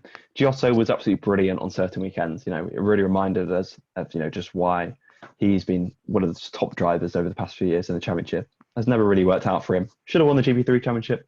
Should have maybe got a bit more success over the past few years. But it is what it is. So yeah, really solid season from him and from Vips and, other people as well. Yeah. Mm-hmm. So let's move on to the top 10 itself. We'll start with Louis Delatraz. Obviously took several podiums, really, really impressed at times with Chevreuse, a team that we didn't necessarily expect a huge amount from. this year. Was totally on top of Pedro Piquet, his teammate as well. But a lack of win, a lack of particularly strong performances in qualifying, certainly I think justifies him squeezing into the top 10 but being no higher. Yeah, I think it's the first time he's appeared on our top 10 list over the past 4 years he's been in Formula 2 or GP2. And I think it's richly deserved. One of the best races in the field, fantastic racecraft, some brilliant overtakes this year. But like you said, maybe a little bit let down by his one lap pace. PK did manage to even up a little bit towards the end of the year. But yeah, other than that, really, really strong drives and brilliant elsewhere as well, outside of Formula 2. Mm-hmm. In number 9, we've got Guan Yu Zhou, who obviously took a win at Sochi, had the pace to win at Austria as well. But I think having all of the pace in the world, but effectively going missing for half of the year, justifies him only being 9th and no higher. Really should have been a lot more effective, especially on the weekends where Ilott made mistakes and simply wasn't there at the end of the day. Yeah, incredible to think this was the driver who, was the preseason favourite and also one who followed that up properly in the first race. And then all just went away from him, really. He was struggled to put everything together, always something seemed to be lacking. Even his pace at some certain times seemed to go amiss. So a shame for Joe. But let's see next year. I presume he's going to be back again. And maybe it'll be third time lucky. Mm-hmm. I think it'll be last chance saloon for Joe next year. If so, in 8th we've got Mazapan. I don't think this position isn't defined by his off-track activities, if you will, but more defined by the fact that whilst he was very, very strong in the races at times, his aggression on the circuit overset the mark a few times. I think for a lot of us to warrant him being placed any higher. Lack of strong qualifying results at times as well. And I do think that generally just a much, much improved second year as a whole, but not necessarily one that particularly stands out. And I think that there are drivers higher up on this list who I think perform better with either lesser machinery or with much less experience. Yeah, he'd be last if this was on off-track conduct. But yeah, he takes a place in the numbers in the top 10. I think deservedly so, because it was a solid year. Really good drives, especially his wins at Silverstone and Mijello were very, very good. And he took defensive driving right to the limit, and I think over the limit. But I think he sort of seemed to get away with it for the most part. Very lucky to not get this ban, and I believe moving forward it won't actually make any difference. Like when he goes into Formula 1, these 11 penalty points or whatever from F2 won't mean anything, and he hasn't changed his driving style at all, as we saw from the final round. So I guess what we're going to see in Formula 1 is much of the same driver that we saw throughout this year. Yeah, certainly. In 7th, we've got another driver who has come under fire for various things throughout the year, and that's Dan Ticktum, who perhaps to some people might be a surprising addition to this list, but he was incredibly effective in sprint races on weekends where dams didn't necessarily have the outright pace. Was unlucky to not win more than once with the fuel issue in Monza, and I think generally just had a very quietly effective campaign. And was able to really extract the most from the Dams package a lot of times, especially as mentioned at weekends where Dams just weren't up to the sort of standard that we've become accustomed to over recent years. Yeah, I wouldn't say it was a quiet year for Ticktum. There is one, I know what you mean. He's been very impressive in ways that can't always be seen through the results and on the TV. And people, say or tell him to change his approach, get his head down, just focus on his driving, but that's just not him. And he wouldn't be him if he did that, and wouldn't have this pace that he does. So yeah, very, very impressive. Unfortunately, the frustration did get to him, I think, at times. But very, very strong. Difficult to judge him with not a strong barometer alongside him. But when Vips was thrown in, I think Ticktum held his own very well. And we'll see what he can do next year at Carlin. Could be quite a formidable force. Mm-hmm. Well, it's not just having a strong barometer, having a very unreliable barometer in terms of the car reliability as well. In sixth place, we've got Christian Lungard, who at times I thought was absolutely sensational to extract performances out of the RT package that simply didn't seem feasible. Obviously took a couple of wins absolutely fantastically, took a couple of really, really strong qualifying performances as well. Seemed a little bit at sea at times, some of the lower speed circuits, but I think that was more down to the ART package more than anything, and he simply crushed the highly rated Marcus Armstrong in the other car. For me, he's a driver who I said at the start of the year, this is the year that Lungard really starts to come onto the F1 radar, and I think has done that this year. Obviously, he's missed out on a Formula 1 drive, but in the future, who knows, especially if Esteban Ocon doesn't perform to standard next year. Yeah, definitely. So we've got Piastri, haven't we, coming in next year to Formula 2, so another Renault Junior. But Lungard set himself up very well to lead the Renault charge next year. He's stamped his authority over Joe in terms of the Renault stable, I think it's fair to say. He is the sort of, next in line now, thanks to a really, really solid year. If we did a live ranking this season, I think he would be probably number one sometimes, then drop outside the top 10 and so on. So very, very up and down, but I feel like those lows will be ironed out for his second year, and he'll come on pretty strong. Mm-hmm.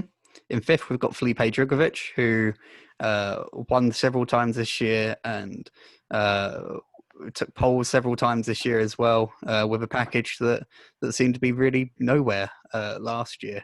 MP almost became a little bit of a joke last year, with especially one of the drivers occupying one of the seats. Let's put it that way.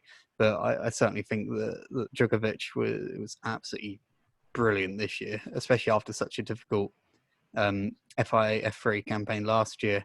He showed the form that he showed back in 2018 when he utterly decimated the Euro Formula opposition there. And I think that I totally agree with Callum Milot. F1 teams really need to be looking at Drogovich now. Not just is a fairly well-backed driver, he's a very quick driver, he's a very likable driver.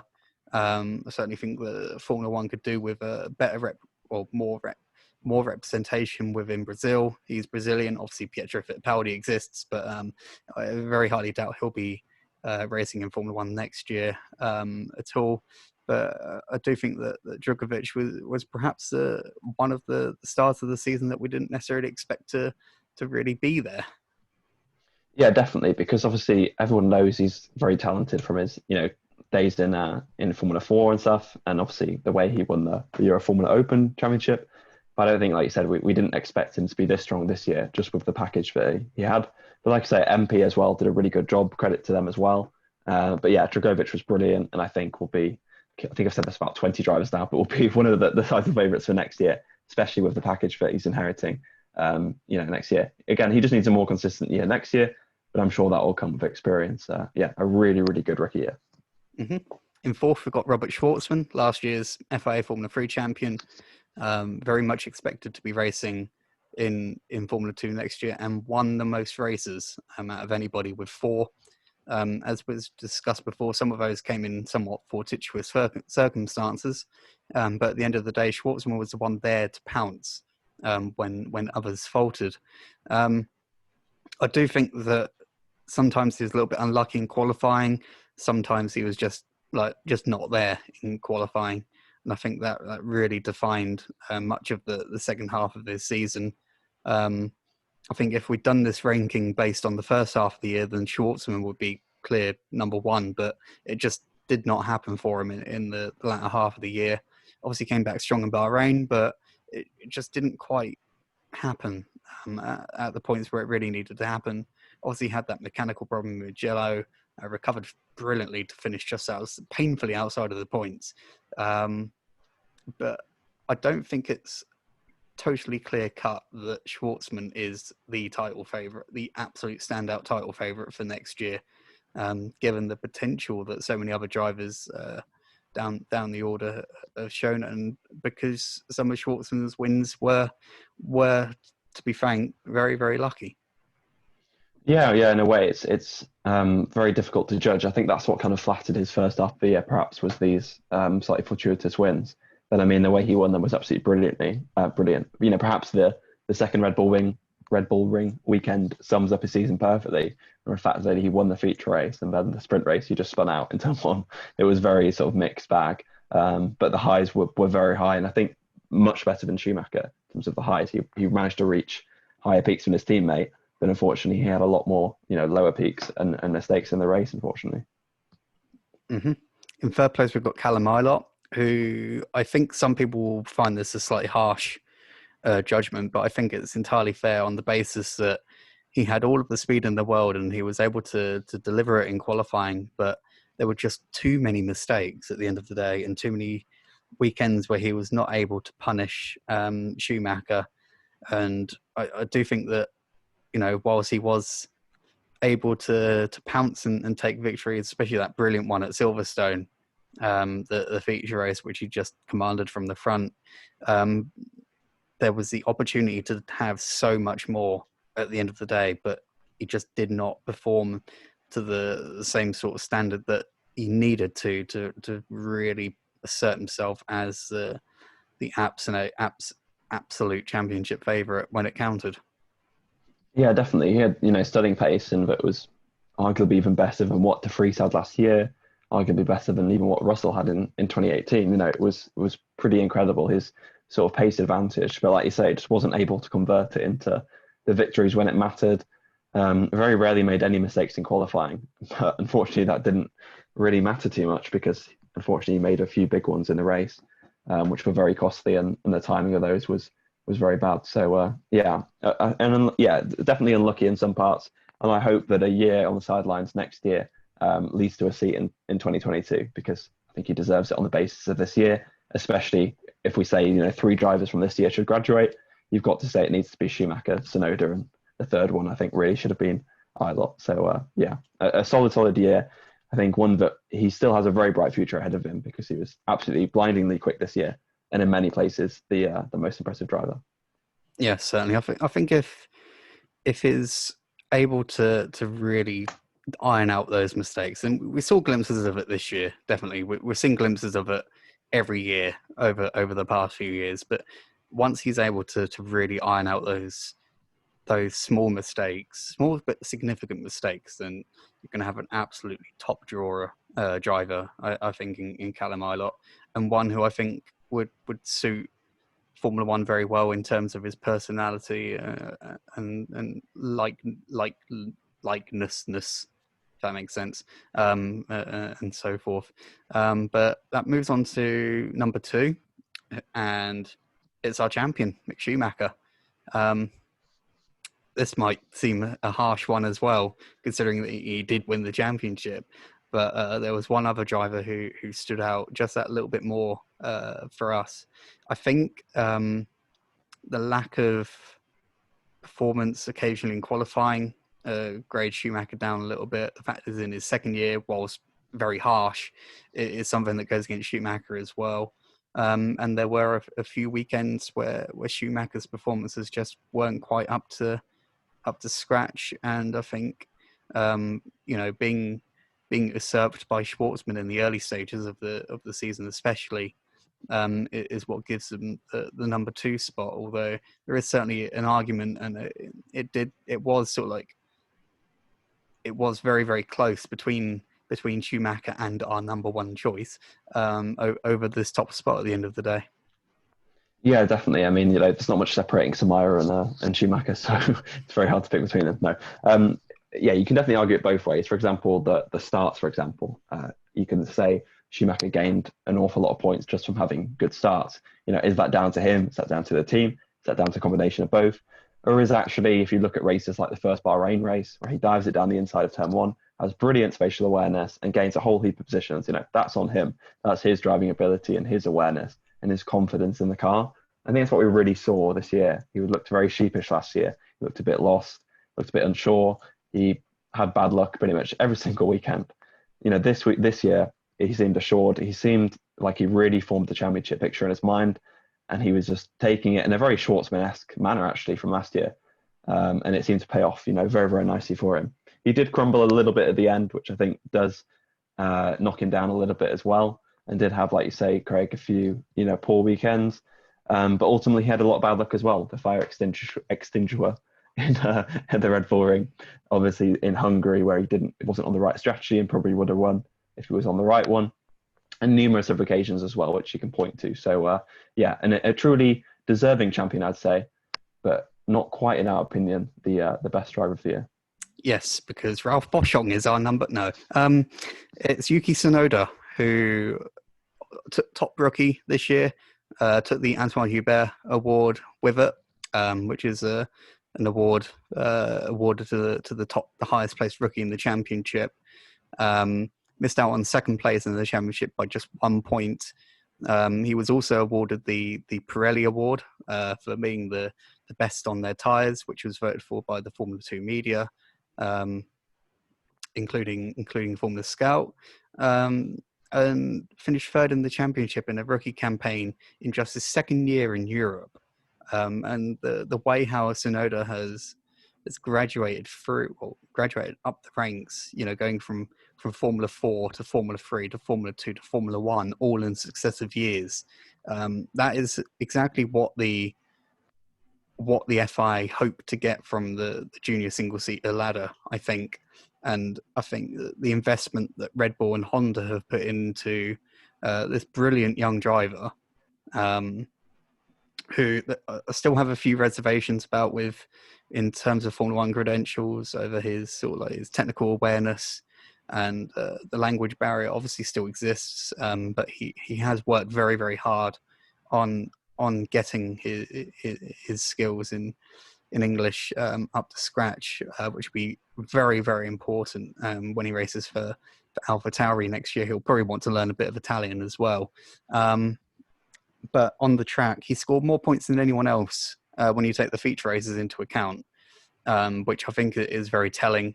There were a few mistakes, such as the one with Darabala at the start of the year, and the one at the horrible spin that he had at Bahrain as well, which took him out of the championship picture altogether.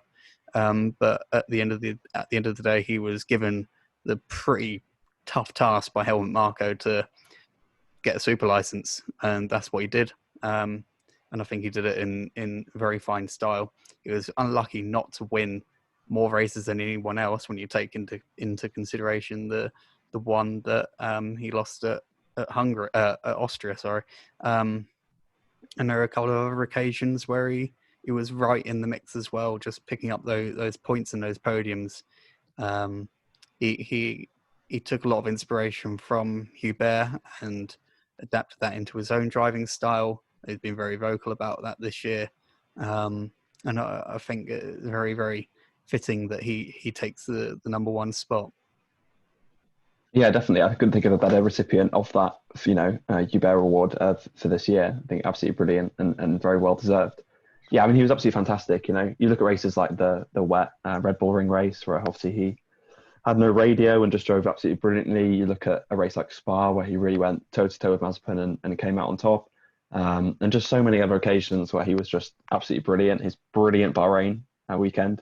And like I said, just that little thing, if there was not that crash in qualifying, I think we could be talking about Yuki Tsunoda, 2020 Formula 2 champion. But instead we're talking about Yuki Tsunoda, 2021 Formula 1 driver. And I think that's pretty good reward for a great rookie season. And I think we might see him struggle at the start of his F1 career in the first couple of races, but no doubt he's soon going to reach that really high level and show that incredible learning and incredible adaptability that he's shown throughout his F3 career with Genza last year, and also obviously this year with Carlin. So yeah, a very, very bright future for a very, very impressive talent. Mm-hmm. Yeah, I echo that entirely. I'm very, very intrigued to see what he's able to do in Formula 1 next year, and the same goes for the other drivers next year, and going into Formula 2 next year as well. It's going to be just as crazy, I'm sure. But have you got any final thoughts really on this this absolutely historic, momentous, crazy, unusual, crazy very, very crazy Formula 2 season that you want to reflect on? Yeah, I mean, just I think the way that the whole paddock, just like Formula One, has conducted itself. You said obviously earlier that the Ticktum inconclusive test in Spa was the only, should we say, incident that occurred this year in terms of said thing. So I thought that was absolutely fantastic that that was able to happen, and then really across all junior single seater categories, that seemed to be the case as well. But yeah, particularly with Formula Two, it was brilliant. And getting to see it alongside so many Formula One events, especially at the start of the season, having Formula One and Formula Two start on the same weekend was absolutely brilliant. And all the drivers conducted themselves very well. The racing was brilliant. It was absolutely bonkers all year, but not to the point where the championship was invalid or like a lottery or anything like that. It was a worthy champion. Schumacher was a worthy champion. And I think that Sonoda and Ilott would have both been worthy champions had they won as well. So yeah, a fantastic year, a triumph, I think, for Formula Two, another breakout year for them. I think it's growing in popularity, and rightly so, because there's some huge talents here, all have bright futures in F1, and like you said, next year going to be just as crazy. Yeah, certainly. I do think that there are things that Formula 2 will look back on this year and think maybe we can do these things a little bit better. We'll save discussing next year's calendar and schedule for another podcast. I think we've certainly got some strong views on that. But I do think so. This is the first year that I think both of us have been as heavily involved with covering Formula 2 as we have been. And I think that's been absolutely fantastic. And a huge thanks to Formula 2 for giving us the like the exposure that we have wanted and needed to be able to give it hopefully the service that it needs. Do think that perhaps some of the races could be a little bit nicer to cover, but but that might be asking a little bit too much if it's going to come at the expense of the racing and the enjoyment. I do think that there are some absolutely brilliant people within Formula 2, not just the drivers, but the personnel as well.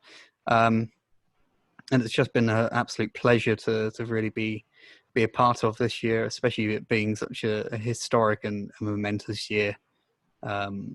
We try to shy away from, mentioning surname pressure and so forth, but to cover a Schumacher winning a championship on a Grand Prix bubble, if you will, it's quite a surreal experience, I think. I know you're only 12, Josh, so you won't know too much about Michael's heyday. but for me, people came for I think people came for Schumacher right this year. People saw it was Schumacher, think I'm going to watch that Formula 2, but they stayed for all the other reasons and for all the other drivers. Once Schumacher might have grabbed their attention of the series, but then they saw there was an awful lot more than just an iconic surname of a driver that obviously, like you say, I was born on the year of his first championship. So yeah, no, we're Ferrari, sorry. So yeah. Don't say that. But yeah, they came for Schumacher and they stayed for the racing, and the racing is brilliant at the end of the day. So why would they not have stayed for the racing? And I don't blame them one bit. And I think that's a fitting way to end this podcast, which has probably gone on for far too long. But that's it from us for Formula 2 for this year. Obviously, we'll have more discussion with the schedule for next year and the timetables, if you will. And we've also got the Formula Scout top 50 to argue over still and to write up. And obviously, plenty of the Formula 2 drivers will appear on that list. But for now, that is all from us, and we'll be back soon with another Formula Scout podcast. Thank you.